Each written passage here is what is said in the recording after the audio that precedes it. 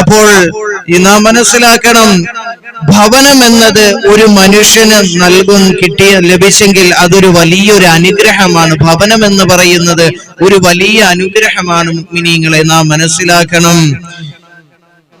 ഇവിടെ ഭവനമുള്ളവർ ശ്രദ്ധിക്കേണ്ട ചില കാര്യങ്ങളുണ്ട്. നാം മനസ്സിലാക്കണം, അള്ളാഹു ഒരു മനുഷ്യന് നൽകിയ ഏറ്റവും വലിയൊരു അനുഗ്രഹമാണല്ലോ ഭവനം, വീട് എന്നത്.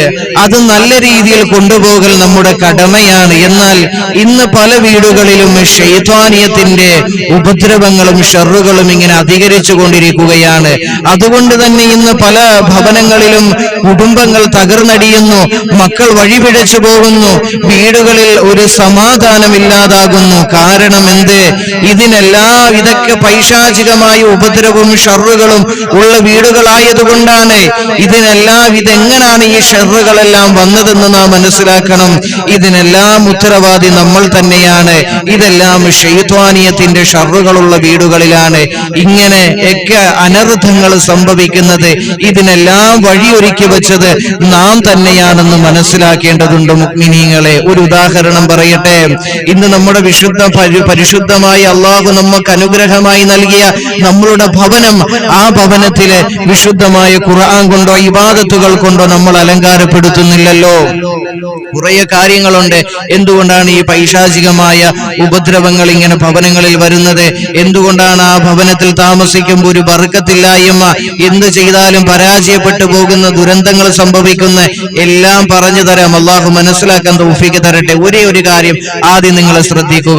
നിങ്ങൾക്ക് ദാരിദ്ര്യം കൊണ്ട് നിങ്ങൾ പൊറുതിമുട്ടിയെങ്കിൽ, ദാരിദ്ര്യം കൊണ്ട് നിങ്ങൾ വളരെ കഷ്ടപ്പാട് നിങ്ങൾ പെടുകയാണെങ്കിൽ അതിലും നമ്മുടെ ഭാഗത്ത് തെറ്റുണ്ട്. ഒരു ഉദാഹരണം പറഞ്ഞു തരട്ടെ. മഗ്രിബ് നമസ്കാരത്തിന് ശേഷം സൂറത്തുൽ വാഖിയ ഓതി കഴിഞ്ഞാൽ ആ ഭവനത്തിൽ ദാരിദ്ര്യം ഉണ്ടാവുകയില്ല എന്ന് അള്ളാന്റെ പ്രവാചകൻ സല്ലല്ലാഹു അലൈഹി വസല്ലമ തങ്ങൾ പറഞ്ഞിട്ടില്ലേ? എന്നാൽ ഇന്ന് എത്ര ഭവനങ്ങളിൽ അത് പാരായണം ചെയ്യുന്നുണ്ട്, അതിന് മഹത്വം കൽപ്പിക്കുന്നുണ്ട്. നാം ചിന്തിക്കണം, ഇതൊന്നും ചെയ്യാതെ വരുമ്പോൾ എന്താണ്? സ്വാഭാവികമായി അവിടെ ശൈത്താനിയത്തിന്റെ ഷർറുകൾ ഉണ്ടാകും. വിശുദ്ധമായ ഖുർആനുമായി ബന്ധപ്പെടാത്ത ഭവനങ്ങൾ, ഇബാദത്തുകളും ദിക്റുകളിലും സ്വലാത്തുകളിലുമായി കഴിഞ്ഞുകൂടാത്ത ഭവനങ്ങളിൽ സ്വാഭാവികമായി ശൈത്താനിയത്തിന്റെ ഷർറുകൾ ഇങ്ങനെ അധികരിച്ചുകൊണ്ടിരിക്കും. അങ്ങനെ അധികരിച്ചുകൊണ്ടിരിക്കുമ്പോൾ അവിടെ താമസിക്കുന്നവർക്ക് ഒരു മനസ്സമാധാനം ഉണ്ടാവുകയില്ല.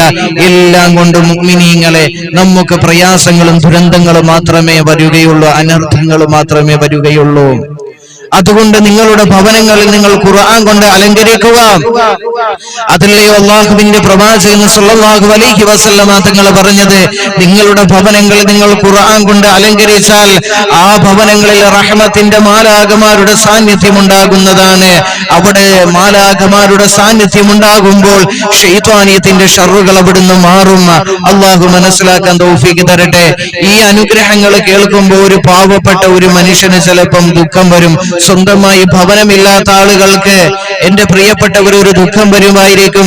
ഞാനൊന്ന് പറയട്ടെ പ്രിയപ്പെട്ടവരെ, അള്ളാഹുവിന്റെ പ്രവാചകൻ സല്ലല്ലാഹു അലൈഹി വസല്ലമ തങ്ങൾ പറഞ്ഞു, ഏതെങ്കിലും ഒരു മനുഷ്യൻ സൂറത്തുൽ ഖുറൈശ് ലഇലാഫി ഖുറൈശ് ഇലാഫിഹിം റിഹ്ലത ശിതാഇ വസൈഫ് എന്ന് പറയുന്ന ആ സൂറത്ത് ഏതെങ്കിലും ഒരുവൻ നിത്യമാക്കി കഴിഞ്ഞാൽ അവൻ അല്ലാഹു സുബ്ഹാനഹു വ തആല ഈ ദുനിയാവിൽ അവൻ അല്ലാഹു ഭവനം നൽകും. ഇപ്പൊ വീട് പണി തുടങ്ങി, അതിൽ ചില തടസ്സങ്ങൾ കൊണ്ട് അതിങ്ങനെ നിന്നിരിക്കുകയാണ് എന്ന് പറഞ്ഞ് വിഷമിക്കുന്ന ചില ആളുകളുണ്ട്. അവരും സൂറത്തുൽ ഖുറൈശ് പാരായണം ചെയ്യുക. ആ വീട് പണികളെല്ലാം എത്രയും പെട്ടെന്ന് പൂർത്തിയാകുന്നതാണ്. അള്ളാഹു മനസ്സിലാക്കാൻ തൗഫീഖ് തന്ന് അനുഗ്രഹിക്കുമാറാകട്ടെ.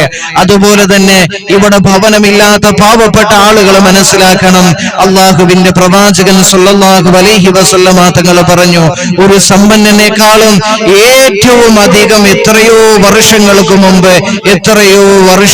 മുമ്പ് പാവപ്പെട്ടവന് സ്വർഗത്തിൽ കടക്കുമെന്ന് മഹാനായ നബി മുഹമ്മദ് മുസ്തഫ സല്ലല്ലാഹു അലൈഹി വസല്ലമ തങ്ങൾ പറയുകയാണ്. അതുകൊണ്ട് ഈ ദുനിയാവിൽ നിങ്ങൾക്ക് കുറച്ച് കഷ്ടപ്പാടുകൾ അല്ലാഹു തന്നെങ്കിൽ അത് ആഖിറത്തിലെ സന്തോഷത്തിന് വേണ്ടിയാണെന്ന് മനസ്സിലാക്കുക. അതിനു വേണ്ടിയാണ് ആഖിറം നിങ്ങൾക്ക് ലഭിക്കും. അള്ളാഹു മനസ്സിലാക്കാൻ തൗഫീഖ് തന്ന് അനുഗ്രഹിക്കുമാറാകട്ടെ.